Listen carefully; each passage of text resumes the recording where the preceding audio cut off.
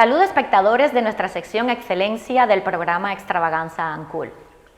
Al hilo de nuestros programas anteriores, donde veníamos hablando del lujo residencial, hoy estamos en el casco antiguo de Marbella, en un edificio pequeño pero maravilloso que ha construido nuestro grupo de empresas. No solo construido, lo hemos promovido también con un inversor noruego, lo hemos gestionado, Grupo Loen, y lo ha construido Red Point Crafter Builder. O sea que somos los responsables de lo que hay hoy aquí.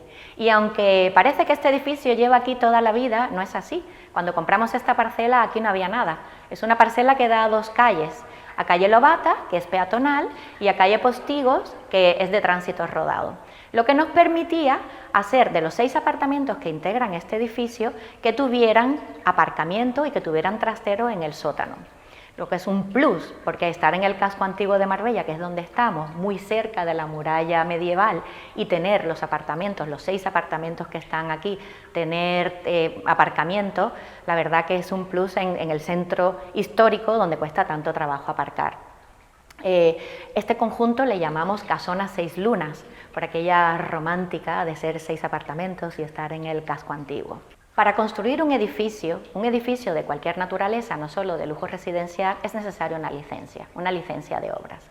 Pero en este caso, esta parcela está enclavada en una zona de patrimonio histórico, está enclavada en una zona que se llama Bien de Interés Cultural, en la zona de Marbella, del Castillo y la Alcazaba de Marbella. Por lo tanto, la Delegación de Patrimonio del Ministerio de Cultura tienen que dar la autorización para tener esa licencia. Una vez que analiza el proyecto, la Delegación de Cultura concluye que sí, que podemos construir, pero que tenemos que tener una tutela arqueológica. ¿Una tutela arqueológica para qué? Si se descubre cualquier tipo de ruina en el subsuelo, estas ruinas o estos restos arqueológicos puedan ser adecuadamente tratados y después llevados al Museo de Málaga, que es lo que se hace con ellos una vez que se clasifican. Así es que para este proyecto nos destinan a un inspector arqueólogo y un director arqueólogo. Por supuesto, estos gastos corren por cuenta del promotor. O sea que estamos hablando de una dificultad que puede aparecer en un proyecto de lujo residencial o en un proyecto constructivo. La semana pasada hablábamos de la dificultad de construir en parcelas con pendiente pronunciada, pues hoy estamos hablando también de la dificultad de construir en una parcela que esté enclavada en un entorno de interés de bien cultural. Vale, pues entonces nos destinan los arqueólogos. El arqueólogo llega aquí porque tenía que estar durante todo el movimiento de tierra, durante toda la excavación, con lo cual llegaba con todos los obreros y lo teníamos aquí vigilante hasta que se iban los obreros. ¿Y qué pasó? Pues la ley de Murphy, que si algo puede suceder, sucede. Así que en la zona sureste de la parcela aparecieron restos arqueológicos. A partir de ese momento, en esa zona, la excavación ya no podía ser mecánica, ya no podía ser con máquinas, ya tuvo que empezar a ser manual, lo que implica un retraso en el timing de la obra. Y bueno, empieza el arqueólogo a analizar lo que había visto y descubre que tenemos un foso romano en forma de V, un foso romano del siglo I a.C. También aparecen restos de cerámica, de tejas, de vasijas, de ánforas. También aparece una moneda, un cuadrante de la ceca de Malaca, que significa una moneda acuñada en la fábrica de timbre fenicia que teníamos en Fuengirola, y aparece un glande de onda. Un glande, un proyectil, su nombre viene de gland, de la forma de la bellota, y que también se parece a una pelota de rugby de unos 5 centímetros. Esos proyectiles que los romanos lo tenían o de cerámica o de plomo y se lanzaban con las ondas, pues aquí aparece uno ya desgastado de cerámica. Pues analizan esto los arqueólogos y concluyen que seguramente en esta zona, que la verdad que es interesante la conclusión, que seguramente en esta zona hubo un campamento romano de asedio a la ciudad. Enclava estos restos arqueológicos que se consiguen, que se descubren a mediados del siglo I, en la época de la República Romana tardía, en la segunda guerra civil que había entre Pompeyo y César, y crean la hipótesis de que seguramente los habitantes de Marbella tomaron partido por Pompeyo. Como esto fue así, pues las tropas de César asedian la ciudad, la asedian y ganan la batalla, entrarían en la ciudad, devastarían parte de ella y después levantan el campamento.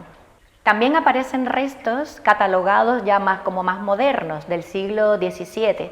Aparecen los fundamentos de un edificio que seguramente duró hasta el siglo XIX y más cerámica, pero ya cerámicas más modernas. Los arqueólogos dicen que la calle Lobatas existía ya desde mediados del siglo XVI y existía como parte de una vereda que hubo que enlazaba el castillo con la carretera de Ojén. Paralelo a ella transcurría la acequia mayor, porque era una zona, esta zona extramuro, de alto valor agrícola. Pero se ve que ya en el siglo XVII, bajo el dominio de la corona de Castilla, la ciudad empieza a crecer, se desborda de los muros de la muralla y empieza a haber un desarrollo inmobiliario fuera de los muros, con lo cual empiezan a convivir ya chozas con casas de otra envergadura. Así que nuestra calle Lobata, tiene su nombre, el mismo nombre desde mediados del siglo XVI. Analizados los restos arqueológicos que aparecen en nuestra parcela y llevados los más importantes al Museo de Málaga, que es el procedimiento habitual, la Delegación de Patrimonio decide ya que es momento de quitarnos la tutela arqueológica, con lo cual nuestra obra puede continuar en sus plazos normales. Y para precisamente hablarnos de los detalles de este maravilloso proyecto, hemos invitado hoy a su arquitecto, que nos contará de este proyecto y hablaremos con él también un poco de la arquitectura en general y cómo ha ido cambiando durante estos años. Y ya estamos con el arquitecto de este edificio tan bonito, de este edificio tan singular. Estamos con Teodoro Cabrilla Burgo. Teo, licenciado por la Universidad de Sevilla en arquitectura en el año 2002. Efectivamente. Ha llovido bastante desde entonces, Teo. Sí, la verdad es que, bueno, lo primero un placer que me haya invitado a esta entrevista y bueno, pues sí, la verdad es que yo me considero uno de los arquitectos de la generación del 92, ¿no? Estudiando arquitectura en Sevilla, pero desde que terminé la carrera tuve la oportunidad de venir aquí a trabajar a Marbella y bueno, pues ya creo que son 20 años, ¿no? Vamos a celebrar 20 años de profesión. 20 años en los que nos hemos encontrado muchas veces, pero de eso hablaremos un poquito más tarde. Lo que me gustaría que empezaras contándonos, ¿cómo se inspira un arquitecto para diseñar un edificio como este? Un edificio tan singular. ¿En qué te inspiraste y qué es lo que más te gusta de lo que has hecho aquí? Pues sí, nosotros tenemos un lema en el estudio que se basa mucho en la esencia, ¿no? Hablamos que la esencia precede a la existencia o viceversa, ¿no? Con esto lo que queremos significar es que hay elementos esenciales que siempre consideramos a la hora de hacer un proyecto. Y en este caso la localización es fundamental, ¿no? En este entorno del casco antiguo, al lado de la muralla, y en la calle Lobatas, tan emblemática dentro de la ciudad. Y a partir de esa localización, pues tratamos de sacarle el mayor partido a lo que es pues la orientación solar. Está claro que toda la iluminación que podamos incorporar al edificio es importantísima. De ahí ese patio tan bonito que habéis diseñado. Sí, del cual la verdad que estamos muy orgullosos. Y que al final es, como digo, ¿no? Trabajo de todo el equipo, ¿no? Desde el promotor, a ti como project management, al aparejador y a todas las personas que se involucran en el proyecto. Y efectivamente, la normativa, por ejemplo, es algo que está claro que tenemos que respetar, ¿no? Y estamos también muy satisfechos de cómo la fachada se integra en la calle. Sabes que Cultura nos controla el tamaño de los huecos de ventana, pero claro, al fin y al cabo, si queremos meter mucha luz, pues necesitamos pues este patio que incorpore todo el soleamiento que la fachada, por integrarse en el entorno, pues no nos permite conseguir. Recuerdo que por su forma tan singular, cuando estábamos en obra, todo el que pasaba por la calle se detenía y miraba. Esto parecía que era un museo, porque todo el mundo quería entrar y ver lo que estábamos haciendo. Sí, a mí la verdad es que me recuerda, bueno, a mi infancia en Sevilla, ¿no? El ir andando por los patios del barrio Santa Cruz y es como cualquier puerta que veíamos abierta, nos metíamos y mirábamos a ver ese patio como era, ¿no? Y yo pues sentir que bueno, pues los marbellíes se intentan meter en el patio, ¿no? Para ver cómo es y que supongo que alguno dirá, uy, qué moderno, ¿no? Porque no es el patio clásico andaluz, ¿no?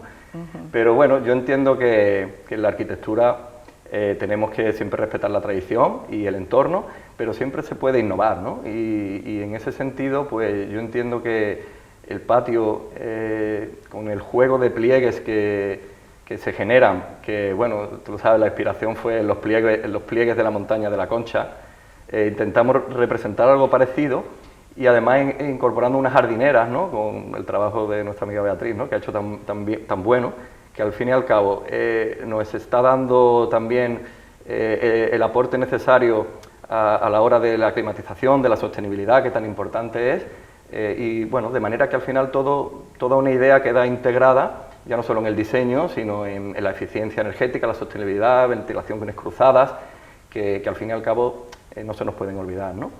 Es importante, además lo recuerdo cuando estábamos en obra, que en este proyecto no tenemos prácticamente ninguna habitación rectangular. Sí, es que además... Que traíamos de cabeza a la constructora.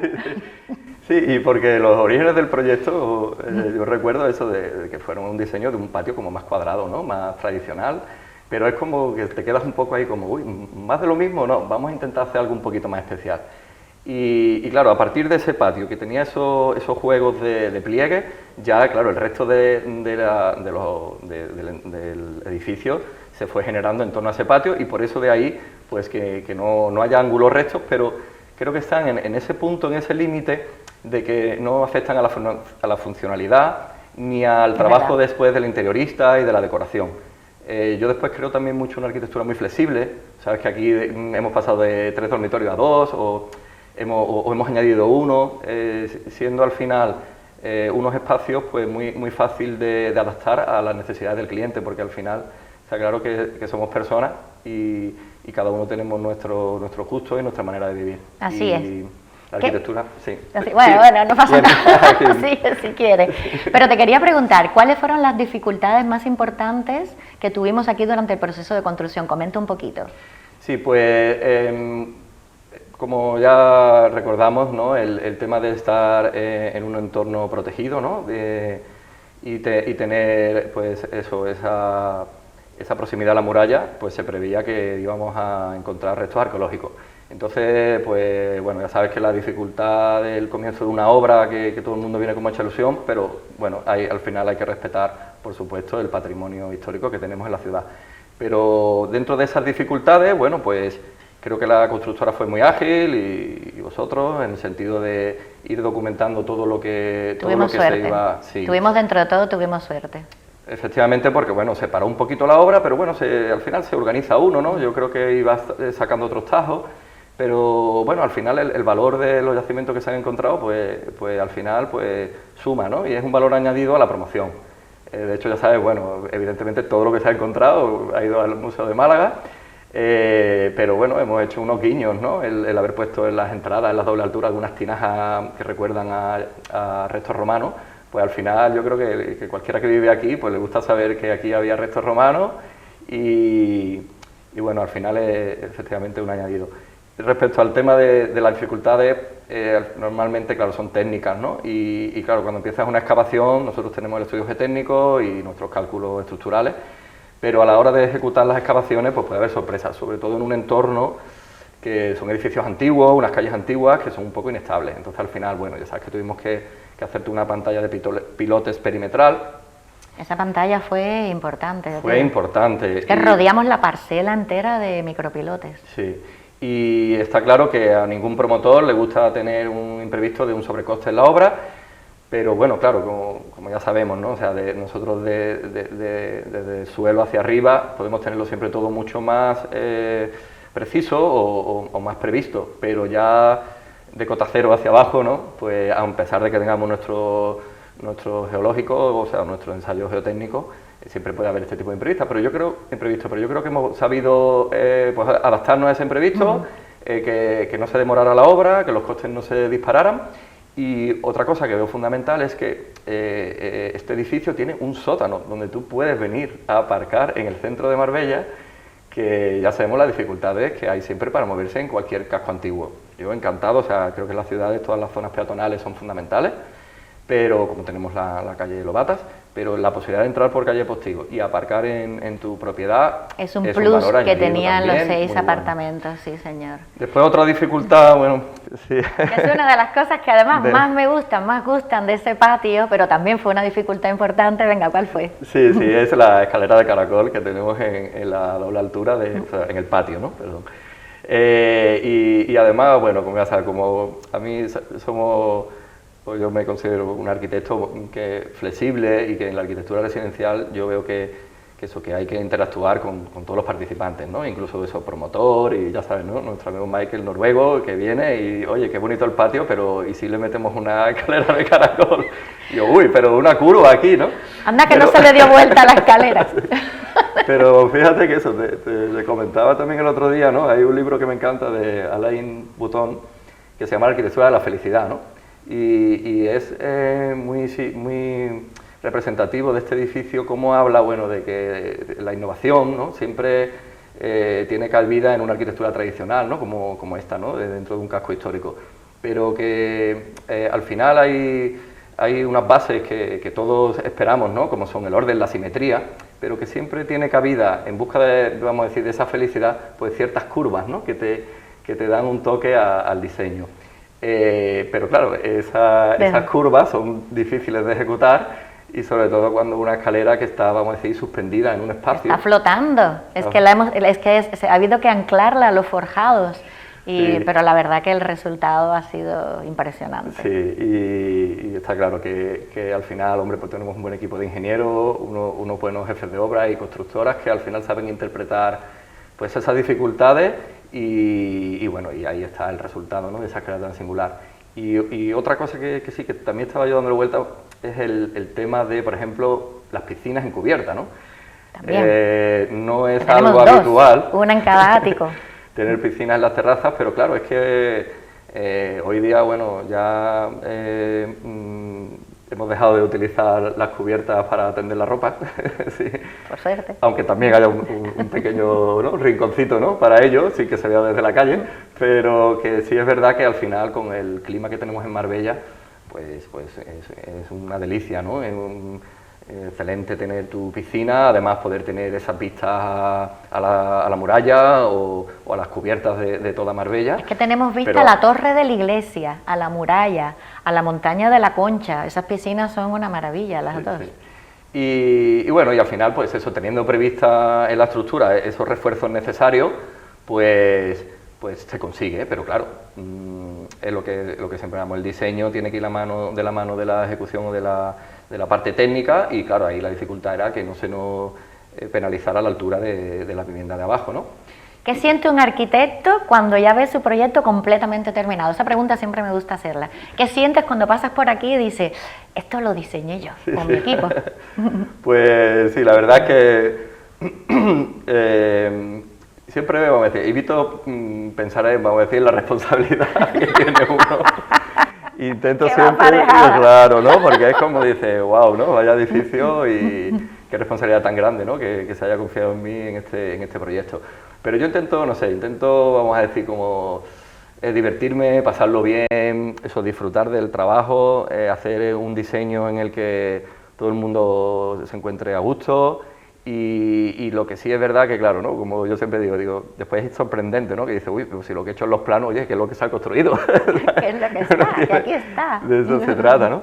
Pero sí, cuando pasas y lo ves, como te diría, tú sabes, ¿no? Que tenemos hijos, ¿no? Es como tu hijo, ¿no? Y te da una satisfacción muy grande ver que el trabajo es un proceso largo, desde el primer día que uno viene a ver la parcela hasta que se consigue la primera ocupación, son años de trabajo, y claro, y cada vez que vengo al centro me encanta seguir tomándome un cafelito, una cervecita en los bares de alrededor, pasar y bueno, y presumir, ¿no? Eso, y ver un hijo, y ver aquí un hijo.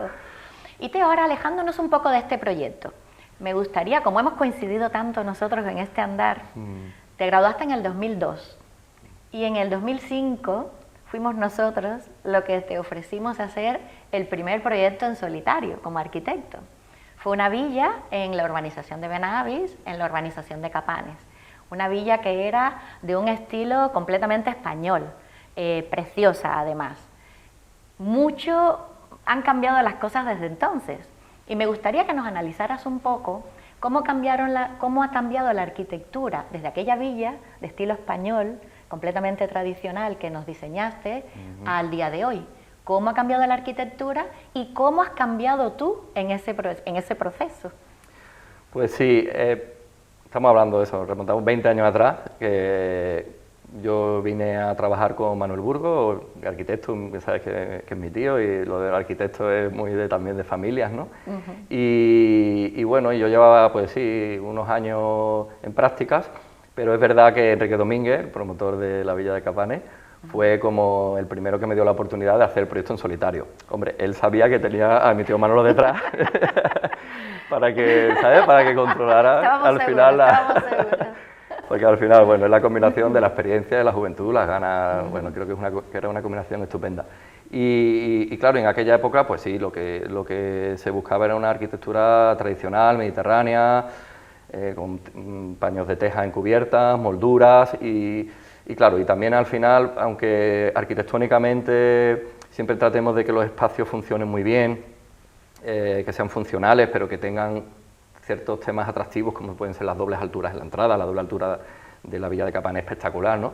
Es verdad que había que decorarlas y meterse en muchos detalles, porque era lo que el público demandaba, ¿no? Era una construcción costosa. Una construcción, claro. Con todas sus molduras, sus filigranas, sus arcos, sus maderas, era costoso. Claro, porque la arquitectura minimalista, que ahora es la que se ha impuesto en los últimos, vamos a decir, 10 años, también viene por una crisis, ¿no?, económica. Entonces, al final, la arquitectura minimalista, pues claro, te quita mucho encarecimiento que pueden tener todas estas decoraciones. Pero en aquella época, si no metías, vamos a decir, molduras de piedra o de ladrillo, o hacías cúpulas de ladrillo, o metías toda una serie de portadas que tuvieran unos arcos de piedra, azulejos portugueses, o sea, toda esa decoración era la que hacía que después tuvieras clientes que quisieran comprar este tipo de villas, dentro de lo que hablamos, de una arquitectura pues señorial, con su simetría y con una buena distribución de espacios, pero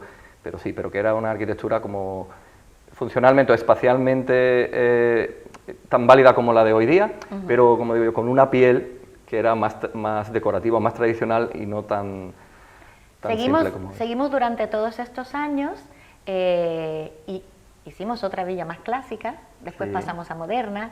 Sí. Lo más importante así de cada uno, cómo fue cambiando, porque justo después de terminar 2 de las villas clásicas que hicimos contigo, empezó una crisis, como has mencionado, y ahí vino el cambio en la moda de la arquitectura. Háblanos así muy rápido, con pinceladas de ese cambio y de tu cambio, evidentemente. Sí. Mira, efectivamente, el otro proyecto de Sotogrande que hicimos juntos, ahí tenía un patio y era una casa también simétrica, como un poco cortijera, vamos a decir, y también en esta línea.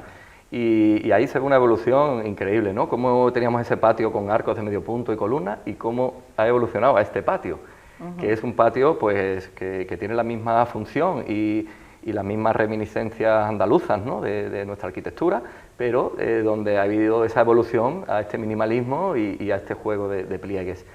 Sí es verdad que en los sucesivos años se empezó a buscar esa arquitectura donde no se recargaran las cubiertas, donde empezamos a trabajar más un juego de volúmenes, vamos a decir, más tipo cubos, sacándole partido a estas cubiertas que ahora empezaban a hacer solarium, reduciendo costes, y de ahí pues fueron saliendo esta nueva arquitectura, que yo entiendo que es una arquitectura contemporánea. No es, yo no entiendo la arquitectura como algo, tiene que haber una evolución, y yo creo que en ese sentido es lo que hemos conseguido, porque las siguientes villas que hemos ido haciendo, como Villa Toscana o la Villa Alta Haya, por ejemplo, voy a mencionar esa porque ahí se ve también muy claramente la evolución de la arquitectura. Ahí se ve un cambio radical en la... Sí, pero por ejemplo, todavía hemos conservado algunos paños de teja, pero ya una teja de pizarra negra, o bueno, aquí creo que era pizarra curva, pero no árabe, ¿no? Ya en un tono oscuro, de negro, y claro, y ahora ese juego de volúmenes ya más minimalista va mezclado también con esa arquitectura que nos viene más tradicional anteriormente, ¿no? ¿Y ahora en qué estáis trabajando, Teo, en vuestro estudio?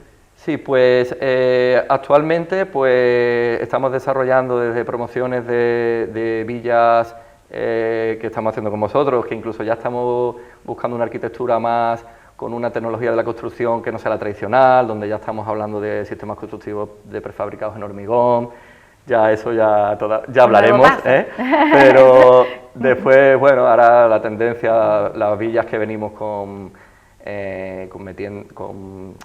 firmas de moda, ¿no? Como branding, ¿no? Como las villas de Karl Lagerfeld, que sabes que soy arquitecto local, o las villas o los apartamentos by Fendi, donde somos los arquitectos y ya todo el interiorismo pues, y todo el sello de Fendi pues se está incorporando. Y bueno, sobre todo bueno, el tema residencial de los apartamentos, por ejemplo, también en The View. En fin, o sea, está claro que mi especialidad es la arquitectura residencial y siempre hemos tratado, como toda esta experiencia que hemos tenido en las villas de alto standing o de lujo, trasladarla también a este tipo de edificios, de apartamentos, en todo ese juego de dobles alturas en la entrada, o aquí me gusta mucho la doble altura de una entrada en un garaje, ¿no? Es tan bonito cómo conectan las dos calles a través de una doble altura y el patio, que es de las cosas también que me acuerdo, que me gusta. Y después típica. Todo este trabajo de interiorismo, donde aquí ya se ve una modernidad que demuestra también la evolución, ¿no? en la arquitectura. Y bueno, ya por ir cerrando, quería preguntarte, una última pregunta te quería hacer antes que te vaya, por cerrar. ¿Cuál es el proyecto más icónico para ti de todos los que has hecho tú o tu estudio? Sí. Te he mencionado ya algunos, ¿no? Algunos proyectos icónicos. Después hay un proyecto que estoy dirigiendo ahora en Málaga, que es la Torre de Sierra Blanca Tower. Pero fíjate, ¿qué diferencia, ¿no? de escala entre un edificio de 21 plantas con este edificio, ¿no? en el casco antiguo? Pues, con todo mi respeto a Carlos Lamena, me gusta más este proyecto, ¿no? porque no sé, yo este proyecto lo veo un icono en la ciudad, lo veo que reúne todos los requisitos de la sostenibilidad, de la eficiencia energética, las ventilaciones cruzadas. Es una manera de regenerar el casco antiguo, esta mezcla, ¿no? de la tradición, de la modernidad. Entonces, para mí, un proyecto icónico a día de hoy es este, también es que estoy aquí, ¿no? Y bueno, no como he hablado como los hijos, ¿no? No quiero dejar de hablar de otros hijos, o mira, la villa de Alta Haya me gusta mucho, ¿no? Esas terrazas que están ahí flotando sobre un precipicio, ¿no? Es como, tú llegas a la parcela y dices, no, lo mejor es retirarte. Y al final volamos, ¿no? Y lo comentábamos así de WhatsApp, que como estuvo allí Michelle Obama, ¿no? En la cafetería Villa Padierna, digo, qué gusto, ¿no? Imaginársela tomando un cafelito y diciendo, uy, qué villa más bonita allí volando, ¿no? Y viendo una villa diseñada por ti. Con las terrazas Pues Teo, como siempre, de verdad, ha sido un placer estar contigo. Durante estos 20 años hemos coincidido en muchos proyectos. 20 o 30 más. Que sigan otros muchos más y que sigamos con este buen rollo que tenemos. Y de verdad, un placer. Igualmente. Muchísimas gracias por haber venido hoy. Como hemos escuchado de las palabras del arquitecto Teodoro Cabrilla Burgos, la arquitectura durante estos últimos 20 años ha evolucionado muchísimo. Ha evolucionado la arquitectura y hemos evolucionado todos nosotros junto con ella. Este proyecto donde estamos hoy es un vivo ejemplo de cómo ha ido cambiando la arquitectura y cómo ha conseguido integrar características clásicas con toda la comodidad moderna. Nos vemos en la próxima entrega de nuestra sección. Ya sabéis, como siempre, buscando la excelencia.